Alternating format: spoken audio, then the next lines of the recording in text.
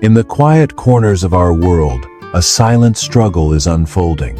We're about to go inside the secret lives of some of Earth's most threatened animals, to witness a resilience you never knew existed. This isn't just a story about loss. It's a story of hope, of life clinging on in the most extraordinary ways. Right now, as we go about our day, a global crisis is quietly picking up speed. The official red list of threatened species now includes over 169,000 species, and more than 47,000 of them are threatened with extinction. It's a number so big it's hard to wrap your head around. It's a statistic that can feel paralyzing. But behind those numbers are individuals, families, survivors. And in their hidden lives, in their daily fight, we find the most powerful reason to act. We're going to journey from the melting ice of the far north to the vanishing grasslands of India and into the last refuge of a tiny, ghost-like porpoise. These are the stories you have to see. Our journey starts in the vast, white wilderness of the Arctic. This is a realm of ice and silence, a place that feels both timeless and, now, terrifyingly fragile. It's home to the Arctic ringed seal, the smallest and most common seal in the north. They're named for the beautiful light-colored circles on their dark fur, patterns as unique as fingerprints. But their survival depends entirely on something that's rapidly disappearing: sea ice. For the ringed seal, the problem cuts to the very core of its existence. They are a species of the ice. They use it for everything: for resting, for nursing their young, and for molting their coats. They almost never come ashore. As climate change warms our planet, the Arctic is heating up nearly 4 times faster than anywhere else. And this catastrophic warming is causing the sea ice to shrink and thin at an alarming rate. For a mother-ringed seal, the consequences are immediate and devastating. In the late winter, she needs stable ice and deep snow to dig out a small snow cave, called a lair. This hidden den is her sanctuary, a crucial shield that protects her single white-coated pup from lethal Arctic winds and predators like polar bears and Arctic foxes. But now, the snow cover is often too thin, and the ice it sits on is dangerously unstable. Lairs are collapsing, exposing pups to the elements and dramatically reducing their chances of survival. This is why the Arctic ringed seal is listed as a threatened species. Its very nursery is melting away. And yet, in the face of this crumbling world, there's hope. It's a hope born from an incredible deep-seated resilience. A ringed seal is an engineering marvel.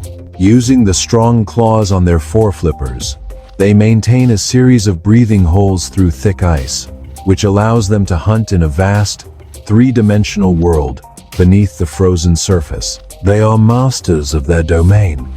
Even as that domain is changing, the bond between a mother and her pup is a fierce display of this will to live.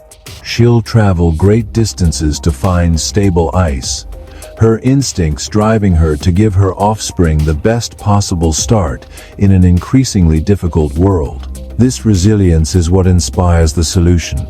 Across the Arctic, scientists are racing to understand and protect these seals. Using satellite tags and aerial surveys, they're tracking the seals' movements to identify critical habitats that need the most protection. Conservation groups are fighting to safeguard these areas from industrial development like oil and gas drilling, which would add unbearable stress to an already struggling population. The fight for the ringed seal is a stark reminder that the ultimate solution lies in global action against climate change. Their struggle is a powerful, urgent message sent from the cracking ice at the top of the world. From the frigid Arctic, we travel south to the hot, arid grasslands of India. This is a landscape of golden grass and scattered scrub, a uniquely beautiful and threatened ecosystem. And here lives a ghost of the grasslands, a bird so rare it's on the knife edge of extinction. The great Indian bustard. Standing a meter tall with long bare legs and an ostrich-like gait, the bustard is one of the heaviest flying birds on the planet. It's the pulse of the grassland, an indicator species whose health reflects the health of the entire ecosystem. But that pulse is fading. The problem is the catastrophic loss of its home. These vast, open grasslands are being relentlessly converted for agriculture, industry, and infrastructure. What's left is fragmented and crisscrossed by a modern threat the birds can't comprehend: high-tension power lines. The tragic irony is that for a bird with such a wide wingspan, it has poor frontal vision. It simply doesn't see the wires until it's too late. Collisions are a leading cause of death for the few remaining birds. Today, fewer than 150 great Indian bustards are left in the wild.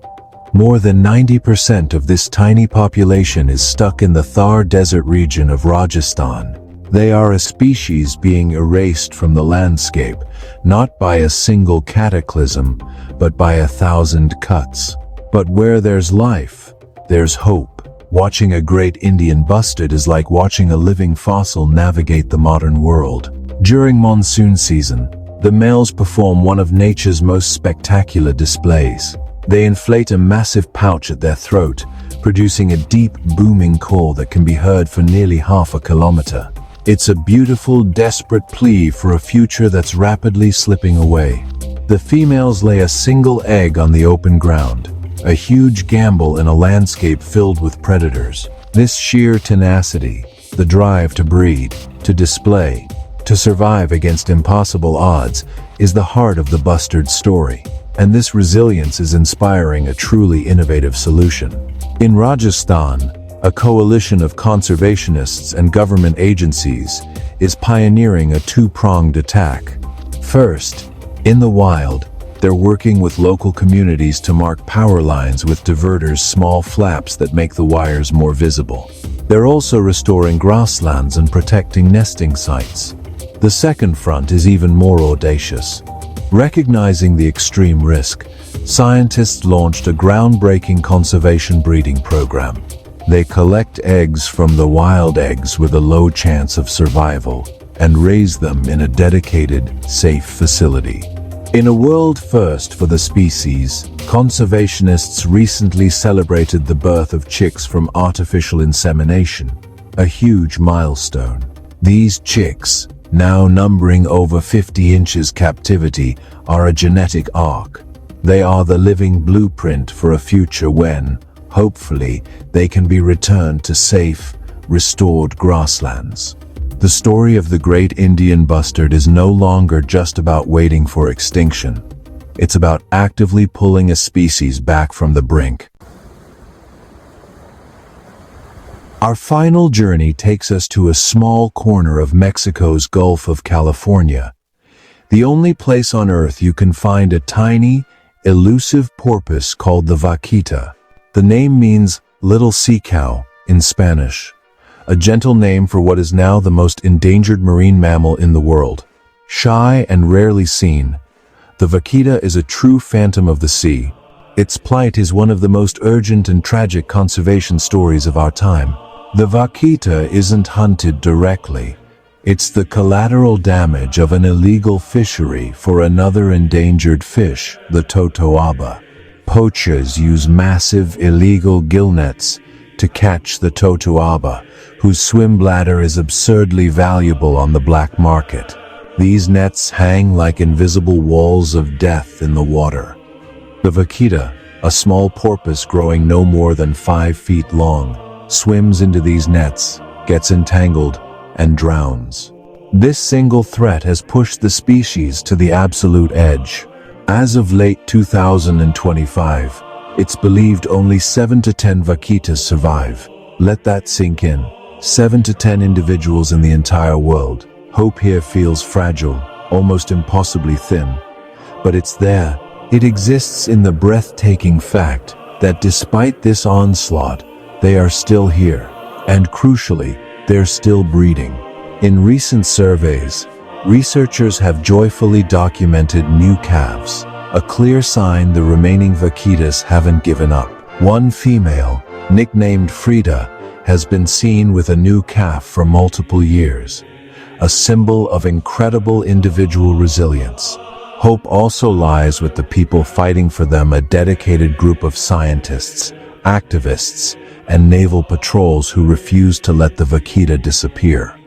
The solution is a high-stakes battle being waged on the water. Conservation groups are working with the Mexican Navy to patrol the vaquita's last refuge, physically locating and removing tens of thousands of meters of deadly, illegal gill nets. On land, the strategy involves cracking down on the illegal trade and, critically, working with local fishing communities to provide alternative livelihoods and fishing gear that doesn't harm the vaquita. And here's the incredible part. For 3 years in a row, intensive monitoring shows that the population, while critically small, has stopped its dramatic decline and is holding steady. The fight for the vaquita is a testament to the idea that it's never too late. That even with a species down to its last handful of survivors, there is still a chance. From the melting layers of the ringed seal to the lost refuge of the vaquita, we've witnessed more than just a struggle. We've seen an extraordinary will to live. These animals, and thousands like them, aren't passive victims. They are active, intelligent, resilient survivors, fighting every single day for their place on this planet. Their hidden lives are a powerful lesson in the tenacity of life itself. The threats they face, a warming planet, habitat loss, human industry, are immense, but the stories of the people on the ground show us there's a clear path forward. Conservation isn't a lost cause. It's working. And we have proof. Look at the Amur leopard. Its population has grown from just 25 individuals to around 130 thanks to the creation of protected areas. Look at the rebounding of the green sea turtle. When we act, we can turn the tide. The fate of these species isn't sealed. It's in our hands. Their survival depends on us paying attention, on us caring, and on us demanding action. If these stories of resilience moved you, help us bring more of them to light. The most powerful thing you can do right now is raise awareness. Like this video, share it with someone who needs to see it, and subscribe for more stories from the front lines of conservation. Now, we want to hear from you. In the comments below, tell us, which of these incredible animals inspired you the most and why? Your voice matters in this global conversation. Thank you for watching.